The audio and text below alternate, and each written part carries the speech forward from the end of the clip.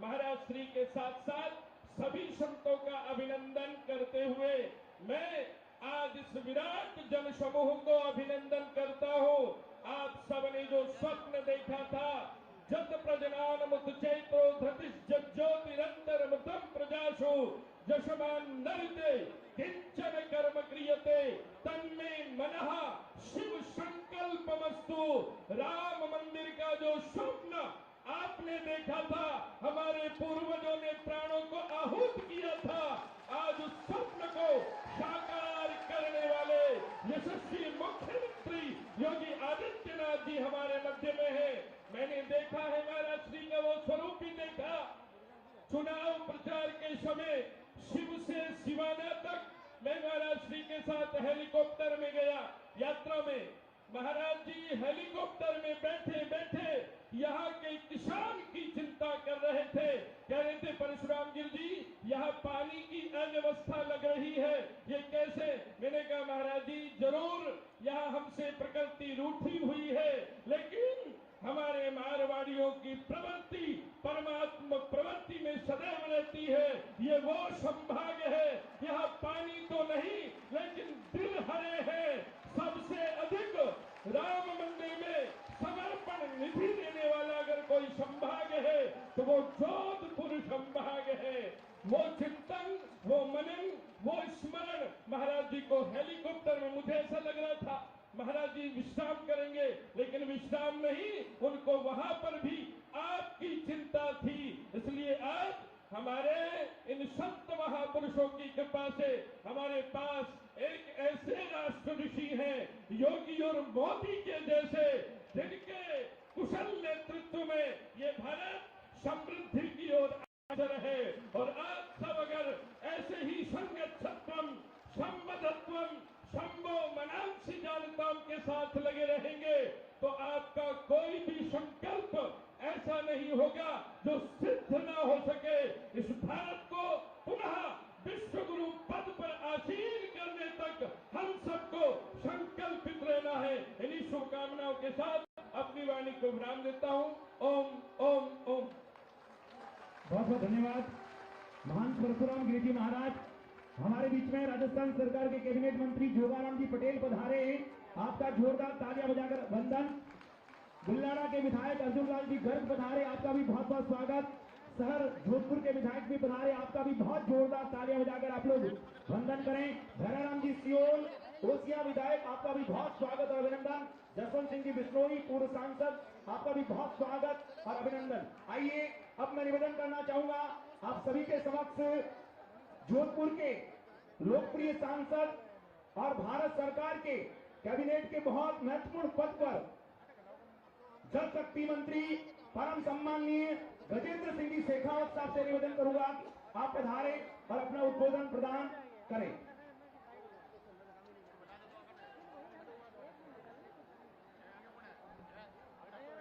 बोलो गुरु गोरक्षनाथ भगवान की,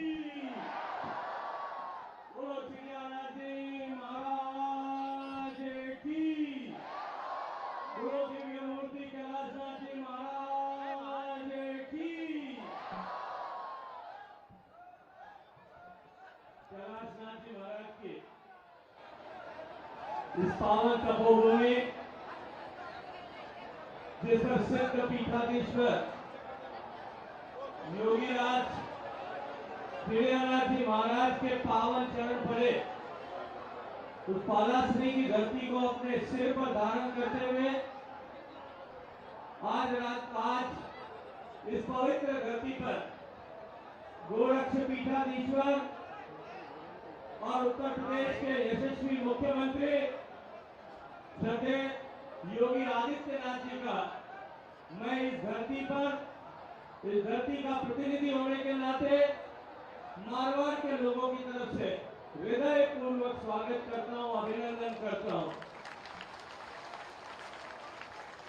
निश्चित ही आज हम सब लोगों के लिए सौभाग्य का दिन है कि आज पालाश्री की इस पवित्र धरती पर पूरे पश्चिमी राजस्थान के सभी संतों का, योगियों का, साधुओं का यहाँ आज पधारना हुआ है मैं सारे मंचस्थ शासित योगियों का, सभी महंत महानुभावों का, सभी जितने सामने लोग बैठे हैं और जो टीवी के माध्यम से देख रहे हैं, उन सब की तरफ से आप सबके चरणों में शीश नमन करके आप सबको प्रणाम करता हूं, अभिवादन करता हूं।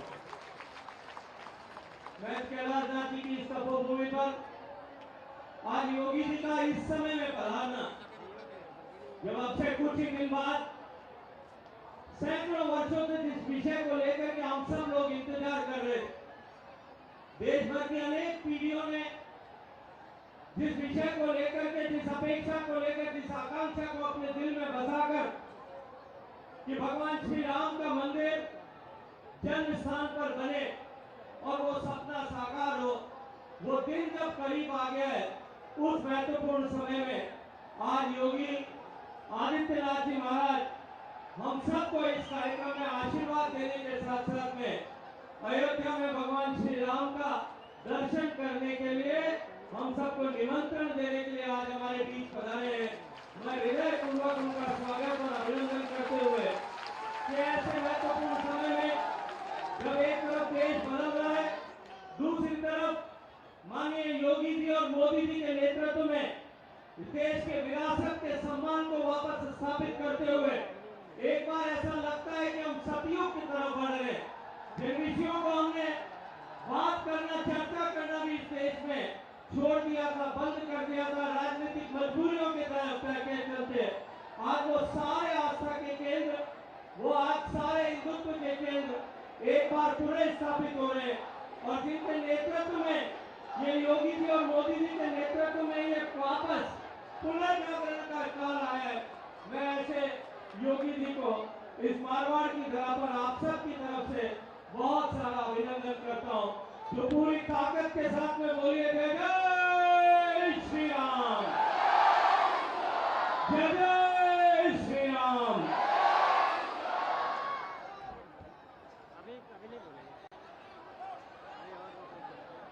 बहुत बहुत धन्यवाद माननीय केंद्रीय जल शक्ति मंत्री गजेंद्र सिंह जी शेखावत। देखिए, मैं परम सर्वे गोरखपीठाधीश्वर महंत योगी आदित्यनाथ जी महाराज के चरणों में निवेदन करना चाहूंगा कि इस चिड़ियानाथ जी महाराज के इस गादी के 28वें गादीपति, जिन्होंने अपने गुरु आईएससी कैलाशनाथ जी महाराज के भंडारा महोत्सव का आयोजन किया, ऐसे आईएससी योगी डॉक्टर देवेंद्रनाथ जी महाराज ने पूरी जनता के मन की भावना को रखते हुए आपके सानिध्य में ये भंडारा महोत्सव आयोजित किया। एक बार देवेंद्रनाथ जी महाराज का जोरदार तालियां बजाकर हमें योगी जी के दर्शन कराए और मोदी उस महीने में जो रामलला विराजमान हो रहे हैं। मैं माननीय पीपी चौधरी जी सांसद पाली लोकसभा क्षेत्र, आपसे निवेदन करूंगा कि आप इस क्षेत्र के स्थानीय सांसद एक पाली से विद्यालय के माध्यम से आप स्वागत करना चाहते हैं, जल्दी से बधाएं। और अब मैं उन्हें आमंत्रित करना चाह रहा हूं। देखिए, जितने लोग इस पंडाल में बैठे हैं उसे कई गुना ज्यादा लोग पूरे बालासुरी में छाए हुए हैं। लाखों लोग योगी जी का दर्शन करने के लिए और आपका उद्बोधन सुनने के लिए यहाँ उपस्थित हैं। आप सबकी आज्ञा हो, पूरी जनता जनार्दन की, चिड़ियानाथ जी महाराज के भक्तों की, तो मैं पूज्य योगी जी महाराज को आमंत्रित करूं। एक बार जोरदार तालियां बजाकर उनके स्वागत करें। और इसी आवाज के साथ गोरखपीठाधीश्वर महंत योगी आदित्यनाथ जी महाराज, माननीय मुख्यमंत्री उत्तर प्रदेश सरकार, आप पूरे राजस्थान के दिलों में बसते हैं।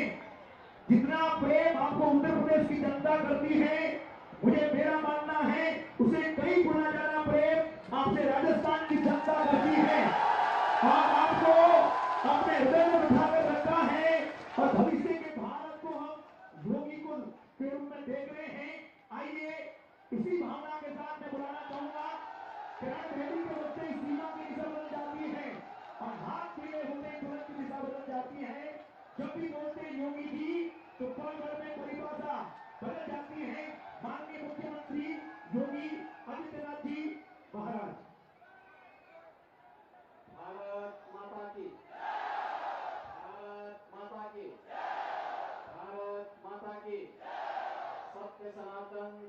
की, सत्य सनातन धर्म की, सत्य सनातन धर्म की, महायोगी गुरु गोरक्षनाथ की, महायोगी गुरु गोरक्षनाथ की, योगीराज सिद्ध चिड़ियानाथ जी महाराज की, योगीराज सिद्ध चिड़ियानाथ जी महाराज की, आयस योगी कैलाशनाथ जी महाराज की, आयस योगी कैलाशनाथ जी महाराज की। भारत माता की, भारत माता की। वंदे वंदे वंदे। मंच पर उपस्थित श्री मंदिर जालोर के श्री महंत हमारे पूज्य संत गंगानाथ जी महाराज,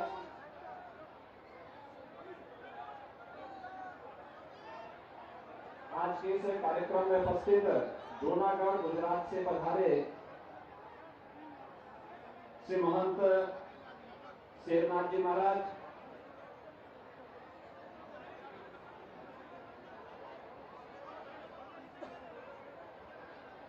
सिद्ध शिरोमणि योगीराज बाबा चिड़ियानाथ जी महाराज की इस पावन धराधाम को आयस योगी कैलाशनाथ जी महाराज की इस परंपरा को आगे बढ़ाने वाले इस स्थान के वर्तमान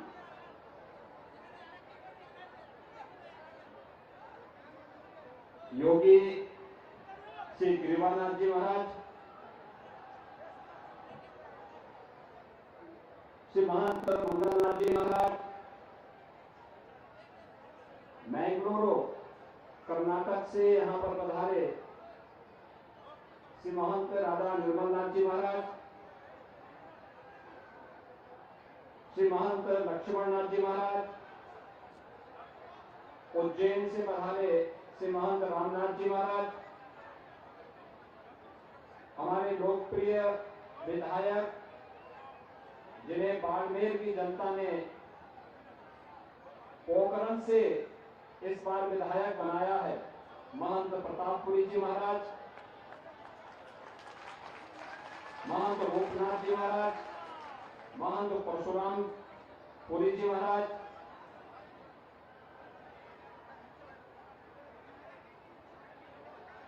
जोधपुर के महाराजा श्री गज सिंह साहेब और भारत सरकार के हमारे जल शक्ति मंत्रालय के मंत्री, जोधपुर के लोकप्रिय सांसद श्री गजेंद्र सिंह शेखावत जी, पाली के लोकप्रिय सांसद श्री पीपी चौधरी जी, हमारे सभी सम्मानित जनप्रतिनिधिगण, पूज्य संतजन और आज यहाँ पर आयस योगी कैलाशनाथ जी महाराज के पावन भंडारा कार्यक्रम में उपस्थित सभी श्रद्धालुजन, योगीराज सिद्ध शिरोमणि चिड़ियानाथ जी महाराज की इस पावन स्थली को मैं कोटि कोटि नमन करते हुए उनके श्री चरणों को प्रणाम करता हूं और आप सबका मैं हृदय से अभिनंदन करता हूं। बहनों और भाइयों, जब भी मैं राजस्थान की धरती में आता हूं, एक अलग ही ओज और तेज भक्ति और सत्य के अद्भुत संगम के रूप में हम सबको यहां देखने को मिलता है। विपरीत परिस्थितियों में भी अपनी परंपरा को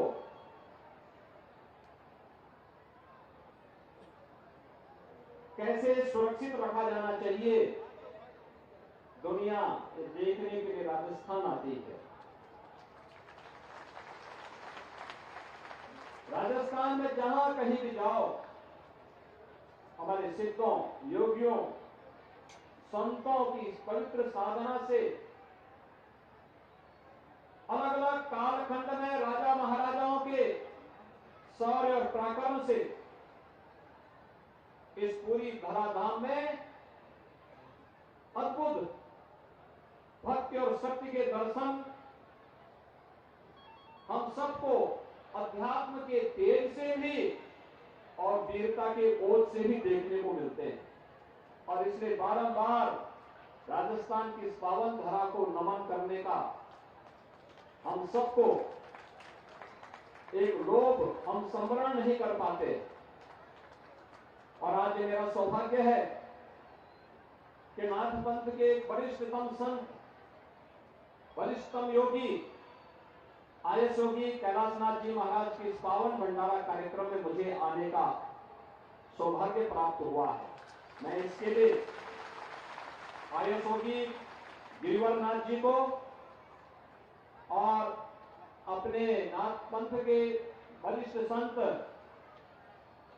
श्री महंत योगी गंगानाथ जी महाराज को, श्री मंदिर जालौर को हृदय से धन्यवाद देता हूं कि उन्होंने इस कार्यक्रम में मुझे आने का अवसर प्रदान किया।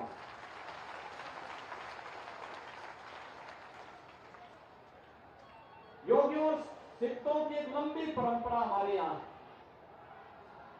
जिन्होंने विज्ञान को चुनौती दी, भौतिकता के बंधनों से ऊपर उठ करके जिन्होंने जीने का एक राह दिखाई, सनातन धर्म के वास्तविक मूल्यों को जिन्होंने हमें साक्षात दर्शन करवाए, उन सिद्धों और योगियों के कार्यक्रम में, उनकी पावन धरा में जाने का सौभाग्य प्राप्त हो तो जन्म और जीवन दोनों को व्यक्ति धन्य महसूस करता है। और आज यहां पर सिद्ध चिड़ियानाथ जी महाराज की इस पावन धरा पर आकर के मुझे उस प्रकार के आध्यात्मिक तेज को जानने और देखने का अवसर प्राप्त हो रहा है, जिसका एक मूर्त रूप आप सबकी उपस्थिति के रूप में मुझे यहां देखने को मिला। बहनों भाइयों, हम सबको एक बात को ध्यान में रखना होगा, रास्ते अलग अलग हो सकते हैं, लेकिन हर राह मंजिल तक पहुंचती है। हर राह मंजिल तक पहुंचती है, बशर्ते हमने राह सही चुनी है। और ये राह वही है जो हमारे सिद्धों ने, हमारे संतों ने, हमारे योगियों ने हम सबको दिखाई है। सनातन धर्म उसका एक विराट रूप है जो सबको अपने अंदर समाहित करता है। और सनातन धर्म के उन मूल्यों के प्रति हम सबका आग्रह होना चाहिए। धर्म एक ही है और वह सनातन धर्म है। बाकी उपासना कितना हो सकती है, पंथ हो सकते हैं, संप्रदाय हो सकते हैं। हर देश, हर काल, हर परिस्थिति में जो अपनी जीवंतता को बनाए रखा है, बिना डिगे, बिना हटे, बिना झुके, वह बना रहा है। और इसीलिए दुनिया के अंदर बहुत कुछ आए, बहुत कुछ चले गए, बहुत सारे लोग आए, बहुत सारे लोग चले गए, लेकिन सनातन धर्म अपनी इस अनवरत यात्रा को सम और विषम परिस्थितियों का सामना करते हुए निरंतर बनाए हुए है। कुछ कालखंड में कुछ बैरियर आए होंगे, कुछ बाधाएं आई होंगी, कुछ चुनौतियां आई होंगी। अगर हमने बाधाओं का सामना नहीं किया, वे कुछ दिन तक, कुछ देरी तक उन्होंने समाज को चुनौती दी होगी, सनातन धर्मावलंबियों को चुनौती दी होगी। लेकिन जब एकजुट होकर के, स्वर एकजुट होकर के निकल पड़ा, और एक स्वर में पूरा भारत बोल पड़ा तो विजयश्री का वर्णन करने में बहुत देर नहीं लगती है। याद रखना, आज भारत जिस बात की अनुभूति कर रहा है वो अनुभूति हम सबके सामने है। अयोध्या में मर्यादा पुरुषोत्तम भगवान श्री राम के भव्य मंदिर के निर्माण का कार्य पूरा हो चुका है। 22 जनवरी को 500 वर्षों के इंतजार के बाद प्रभु राम अपने भव्य मंदिर में विराजमान होंगे।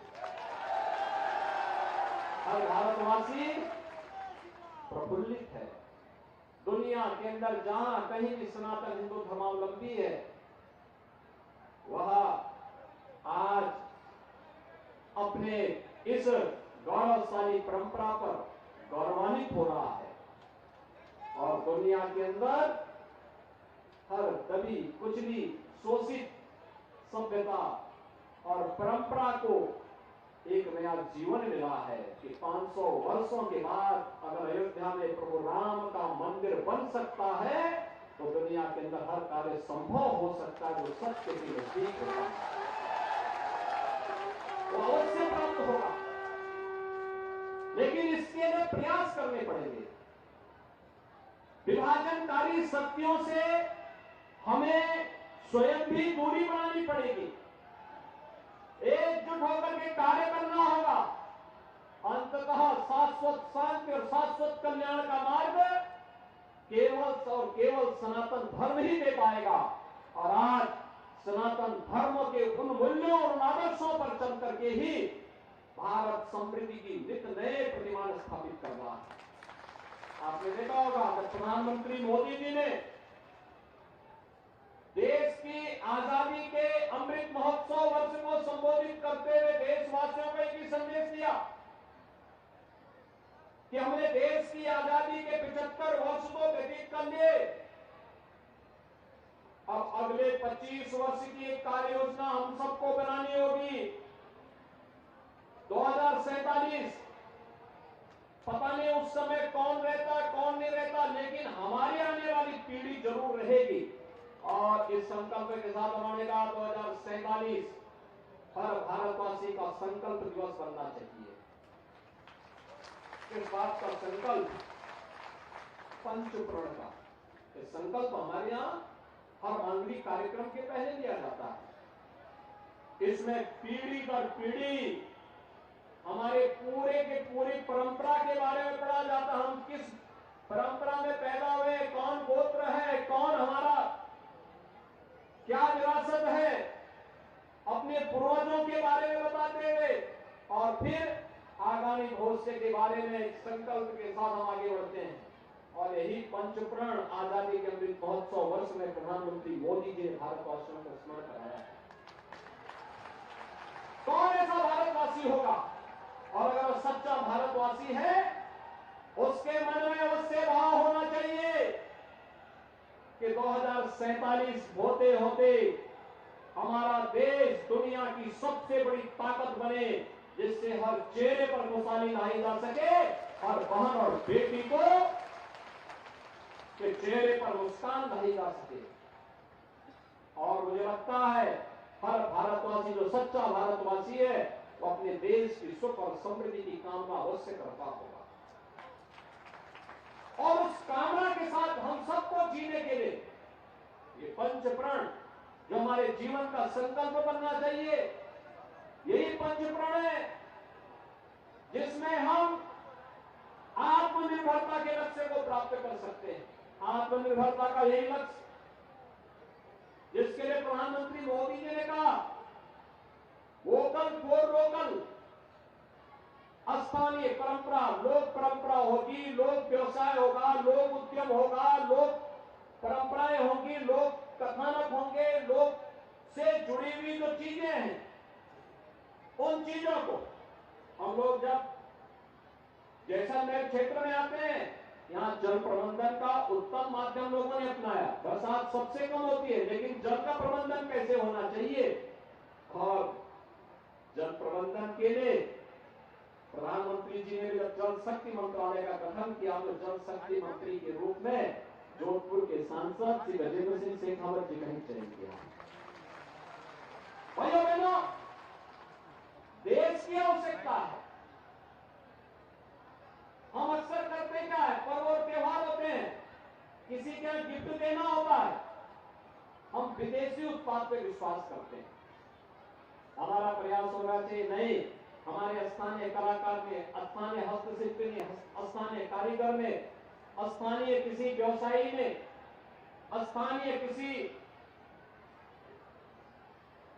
सूक्ष्म लघु मध्यम उद्यम से जुड़े हुए किसी कारीगर में अगर वह प्रोडक्ट बनाया है, वह उत्पाद तैयार किया है, हम उसका क्रय करें और फिर उसी को किसी को गिफ्ट के रूप में देना, वही दे। क्यों हम विदेशी कार्यों के चक्कर में पड़ते हैं, विदेशी चीजों के, विदेशी प्रोडक्ट के पीछे क्यों भागते हैं?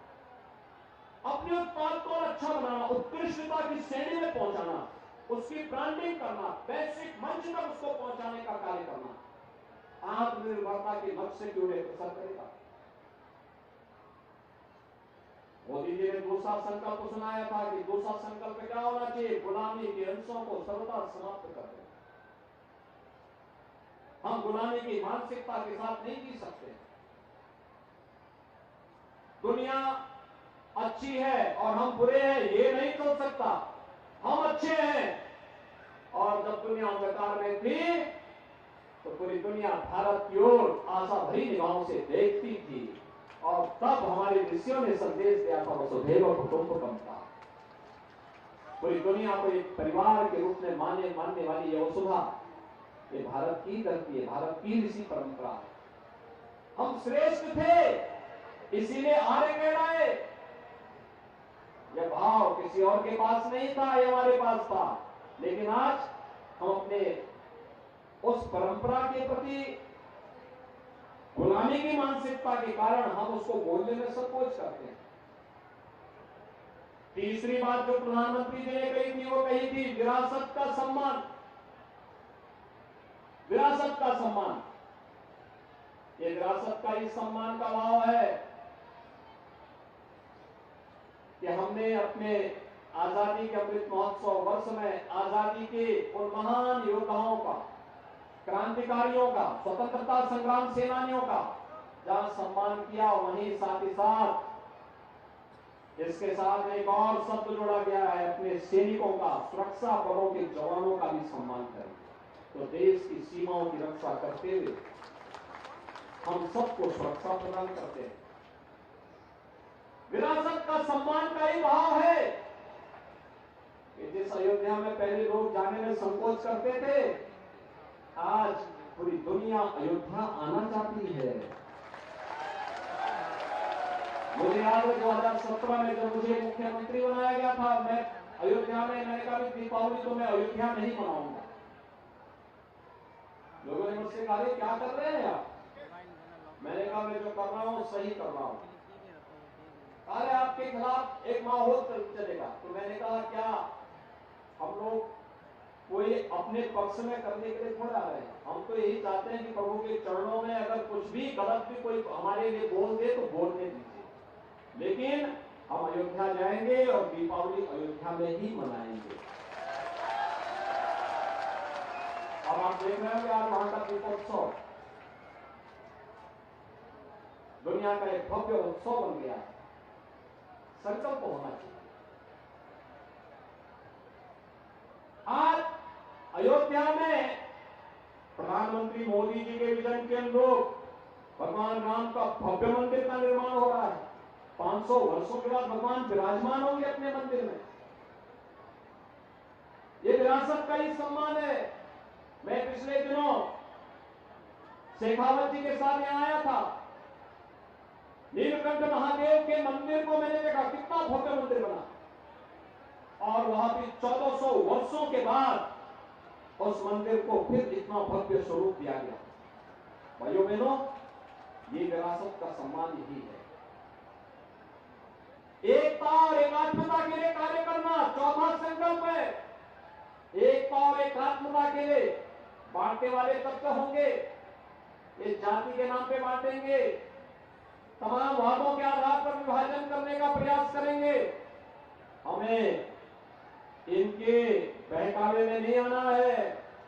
हमें तो एक ही हमारी राष्ट्रीयता है, वो भारतीय है। हमारा एक ही धर्म है, वो सनातन धर्म है। हमारा एक ही देश है, वो भारत है। हम अपने देश के लिए, अपने सनातन धर्म के लिए, अपनी राष्ट्रीयता के लिए समर्पित भाव के साथ कार्य करेंगे। और इस भाव के साथ जब हम कार्य करते हैं तो फिर एक जाति के बंधन में हमको कोई बांधने का दुस्साहस नहीं कर सकता है।